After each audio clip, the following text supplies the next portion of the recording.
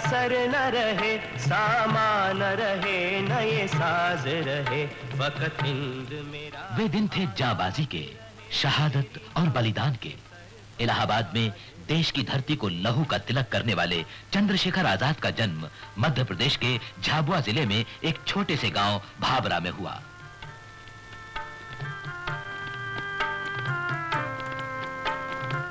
चारों तरफ घना जंगल था। रियासत के एक बागीचे में पंडित सीताराम तिवारी रक्षक थे। 23 जुलाई 1906 को इनके दूसरे पुत्र का जन्म हुआ।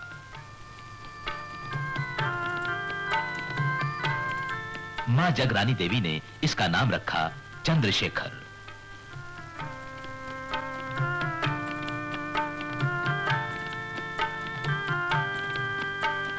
भील बच्चों के साथ तीर चलाना, उड़ते पंछी को मार गिराना, यही चंद्रशेखर का बाल जीवन था। कुछ बड़े हुए तो एक व्यापारी के साथ जा पहुंचे बंबई। काम मिलते गए, करते गए।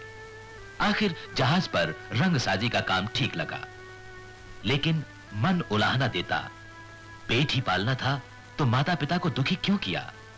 घर से भागे क्यों? इन उलाहनों से तंग आकर बनारस गए। मन में निश्चय लिए कि संस्कृत पढ़ूंगा, पिताजी की इच्छा पूरी करूंगा। संस्कृत पाठशाला में दाखिला भी मिल गया। पिताजी के एक मित्र शिव विनायक मिश्र ने धीरज बंधाया, हौसला बढ़ाया। लेकिन किताबी पढ़ाई शायद नसीब में नहीं थी। आजादी की लड़ाई ने जोर पकड़ा। जलियांवाला बाग के कत्लेआम ने देश को हिला दिया। दिल की धड़कनों से आवाज उठी, भारत न रह सकेगा हरगिज गुलाम खाना। चरखा आजादी का प्रतीक बन गया और चंद्रशेखर ने स्वतंत्रता संग्राम में पहला कदम रखा। चंद्रशेखर को गिरफ्तार कर लिया गया। मुकदमे में चंद्रशेखर ने अपना नाम बताया आजाद, पिता का नाम स्वाधीन, घर जेलखाना। 15 कसूरी बेंतों की सजा मिली। हर बेंत के साथ नारा बुलंद हुआ, भारत माता की जय, वंदे मातरम। अब चंद्रशेखर आजाद हो गए। काशी विद्यापीठ में प्रवेश पाया। यहां परिचय हुआ क्रांतिकारियों से और क्रांतिकारी जीवन आरंभ हुआ।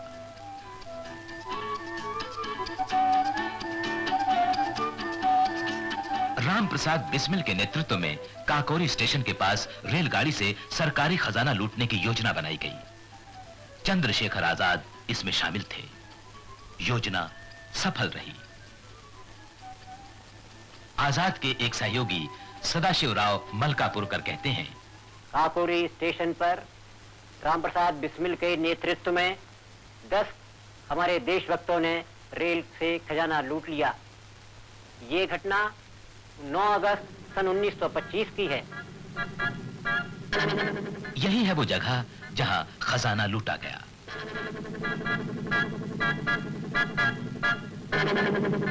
अब अज्ञातवास शुरू हुआ। आजाद झांसी आ गए।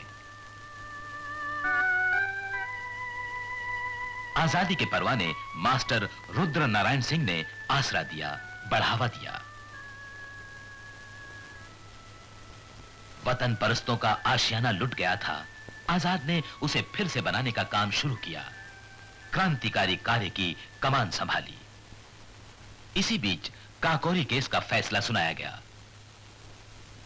आजाद के सहयोगी क्रांतिवीर शिव वर्मा के शब्दों में, काकोरी केस में 4 व्यक्तियों को मृत्युदंड मिला था। रामप्रसाद बिस्मिल, अशफाकुल्ला खान, रोशन सिंह और राजेंद्र लाहिड़ी। इनमें पंडित रामप्रसाद बिस्मिल को जेल से छुड़ाने के हम लोगों ने कई एक प्रयास किए, लेकिन हमें किसी प्रयास में सफलता नहीं मिल सकी।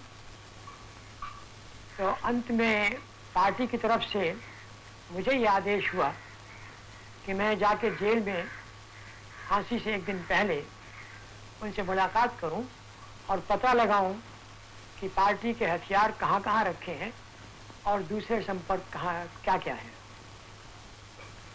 उनके पिता दशरथ द्विवेदी, मैं, हम तीनों जेल के लिए रवाना हुए। पिताजी बिस्मिल की माँ को अपने साथ नहीं लाए थे, ये सोच के कि शायद माँ रोएगी और आखिरी वक्त मुमकिन है बिस्मिल का दिल भारी हो जाए, तो माँ को अपने साथ नहीं लाए थे।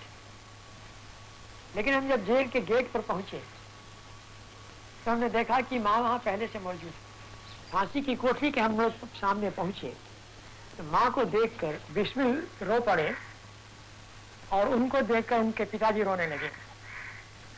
उस समय माँ उठकर खड़ी हो गई और बिस्मिल की आंखों में आंखें गड़ाकर उन्होंने कहा कि बस हो गया इनकलाब, हो गई क्रांति। अगर तुमको रोकर मरना था तो इस रास्ते पर आए क्यों थे? बिस्मिल ने जवाब भी उतना ही अच्छा दिया। उन्होंने कहा, माँ तुम जानती हो तुम्हारा बेटा कायर नहीं, मैं मौत से नहीं डरता हूँ। ये आंसू इस बात के हैं कि शायद मुझे दोबारा तुम्हारी जैसी माँ नहीं मिलेगी, तुम्हारी गोद नहीं मिलेगी। आजादी के चारों परवाने फांसी पर झूल गए।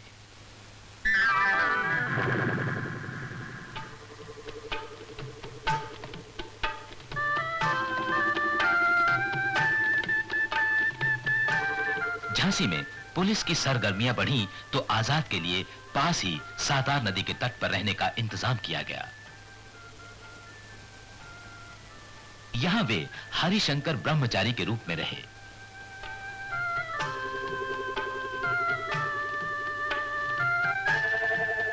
पास ही भीमरपुरा गांव था जो अब आजादपुरा हो गया है। आजाद ने बच्चों को पढ़ाना शुरू किया। क्रांतिकारी दल के संगठन का कार्य पूरे जोरों के साथ शुरू हुआ। मास्टर रुद्र नारायण नौजवानों को सातार तट पर भेजते थे। आजाद उन्हें वीर सावरकर जी की पुस्तकें पढ़ने को देते। मनोभूमि तैयार होने पर उन्हें क्रांतिकारी दल में शामिल किया जाता था। झांसी ने आजाद को 3 अनन्य साथी दिए, विश्वनाथ वैशंपायन, सदाशिव मलकापुरकर और भगवान दास माहौर। इनका एक ही अरमान था, एक ही तमन्ना, मेरे सोने की लाली से कुछ तो लाल धरा होगी ही। बजरंगबली की इस मढ़िया से क्रांतिकारी संगठन की जड़ें पूरे उत्तर भारत से महाराष्ट्र तक पहुंची।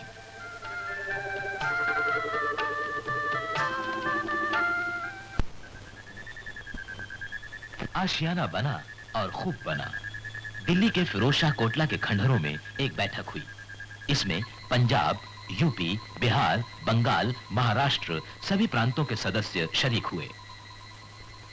पंजाब में भगत सिंह तथा नौजवान भारत सभा के सभी नौजवान आजाद के साथी बन गए।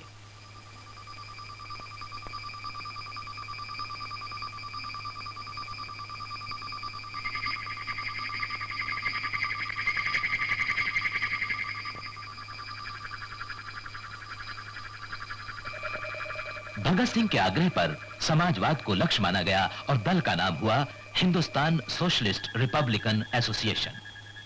दल की कार्यकारिणी समिति बनाई गई।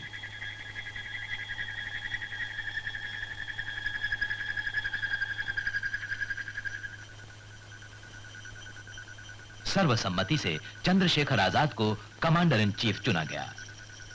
धन जुटाया गया, हथियार आए, बम बनने लगे। सरफरोशों के दिल बेताब थे। जिस साम्राज्य पर कभी सूर्य अस्त नहीं होता था, उसकी नींवें हिलाने के लिए इंतजार था बस मौके का।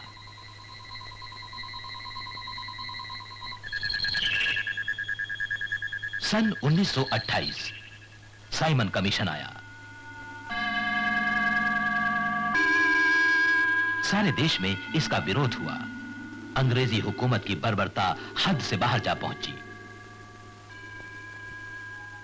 जब साइमन कमीशन लाहौर पहुंचा तब नौजवान भारत सभा के युवक भगत सिंह, भगवती चरण वोरा, सुखदेव आदि ने विराट जुलूस निकाला।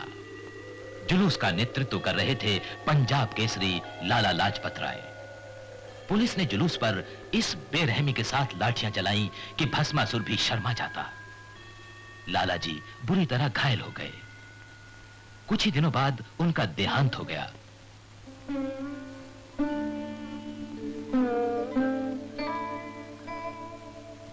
लाला जी के खून का बदला लिया गया। 17 दिसंबर 1928 के दिन जैसे ही सैंडर्स मोटरसाइकिल पर कोतवाली से बाहर आया, जयगोपाल ने इशारा किया और राजगुरु ने आगे बढ़कर उस पर पहला फायर किया। उसके बाद भगत सिंह और राजगुरु दोनों ने अपने पिस्तौल उसके ऊपर खाली कर दिए।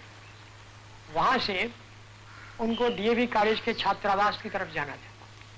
जैसे ही वो उस तरफ चलने लगे तो चनन सिंह नाम के एक हवलदार ने इनका पीछा किया।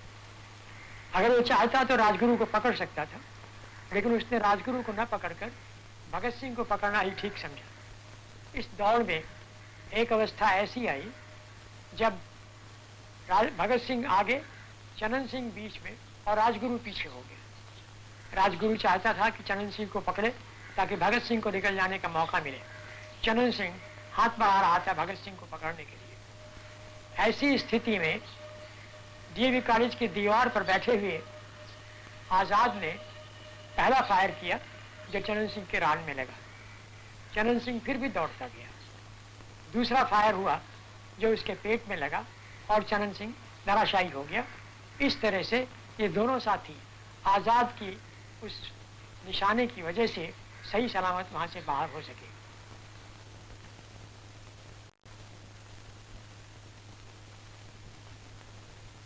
पुलिस ने लाहौर के चारों तरफ घेरा डाल दिया। इस घेरे में से बाहर कैसे निकलें? भगवती चरण वोरा की पत्नी दुर्गा भाभी बताती हैं, सैंडर्स मर्डर के बाद रात को सुखदेव मेरे पास आए और उन्होंने कहा आपको कहीं बाहर जाना पड़े तो आप जा सकती हैं। मैंने कहा जा सकती हूँ। मुझे कुछ मालूम नहीं था कि क्या प्लान था और क्या हुआ, लेकिन मैं तैयार हो गई। रात को 10:30 बजे जब पुलिस वाले चले गए घर से, तब ये लोग आए, सुखदेव, भगत सिंह और राजगुरु। राजगुरु नौकर के वेश में थे, भगत सिंह साहब के वेश में थे, फेल्ट हैट एंड चेस्टर पहने हुए। तो सुबह पुलिस वालों के आने से पहले ही ट्रेन जाती थी, तो हमने मेम साहब का रूप बनाया, हाई हील का जूता पहना और कपड़े बढ़िया से बढ़िया, मुंह पर पाउडर पोता, और भगत सिंह दोस्त थाई साहब बना हुआ। उसने मेरे लड़के को बाएं हाथ से लिया, आधा मुंह ढक लिया और आधे मुंह पर उसने अपनी वो हैट लटका ली। इस तरीके से हम टांगे से सही सलामत स्टेशन पहुंचे।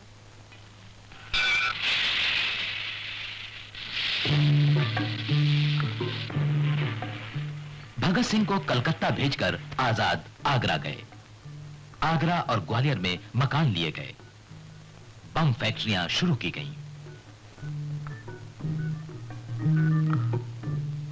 ग्वालियर में बने 2 बम 8 अप्रैल 1929 को भगत सिंह और बटुकेश्वर दत्त द्वारा केंद्रीय असेंबली दिल्ली में फेंके गए। बम के साथ पर्चे फेंके गए। इनमें कहा गया था, पहरों को सुनाने के लिए धमाके की जरूरत होती है। सार्वजनिक सुरक्षा और औद्योगिक विवाद जैसे कानून दमन चक्र को और भी तेज कर रहे हैं। जनता को कुचला जा सकता है, लेकिन आजादी की भावना को कोई ताकत नहीं कुचल सकती। फिर धरपकड़ शुरू हुई। लाहौर और दिल्ली षड्यंत्र केस चले। आशियाना फिर लुट गया। रह गए आजाद और इन्हें गिने 2-4 साथी। अज्ञातवास का नया दौर शुरू हुआ। कानपुर, बनारस, इलाहाबाद, दिन रात की दौड़ धूप, पुलिस पीछे लगी हुई। लाहौर केस का फैसला सुनाया गया। भगत सिंह, राजगुरु और सुखदेव को फांसी की सजा, बाकी को कारावास। और इसी वक्त गद्दारों की मेहरबानी से आजाद का दाहिना हाथ विश्वनाथ वैशंपायन भी पकड़ा गया।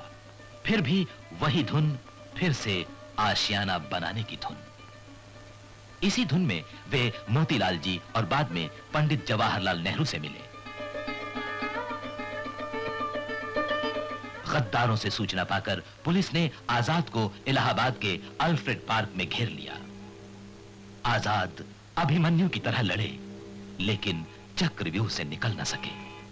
प्रतिज्ञा थी, दुश्मन की गोलियों का हम सामना करेंगे, आजाद ही रहे हैं, आजाद ही रहेंगे।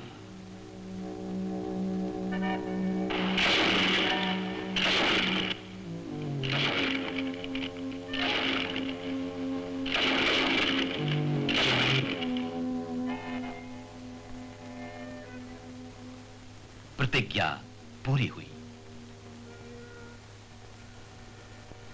माता जगरानी देवी भावरा में चंद्रशेखर के लौटने का इंतजार करती रहीं। 2 उंगलियां बांध रखी थीं। चंद्रशेखर से मिलन के बाद इन्हें खोलना था,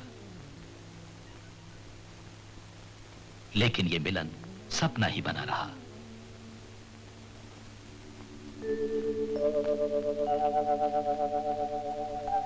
सेनानियों के सेनानी ने अपने प्राण देकर तरुणाई को प्राणवान बनाया, खुद अंधेरी राहों पर चलकर आजादी की राहें रोशन की। चंद्रशेखर आजाद जीवन भर आशियाना बनाते रहे, तोड़ने वाले तोड़ते रहे, लेकिन उनकी अमर शहादत ने जो आशियाना बनाया है उसे कोई नहीं तोड़ सकता। वो कोटि कोटि भारतवासियों के कृतज्ञ हृदयों में सुरक्षित है। कौम के वास्ते ये जान जो मिट जाएगी, कौम के वास्ते ये जान जो मिट जाएगी, नाम चमकेगा मेरे बाद सितारा होकर, मर के भी दर्द न भारत का मिटेगा दिल से, खून तड़पेगा मेरा जोश से पारा होकर।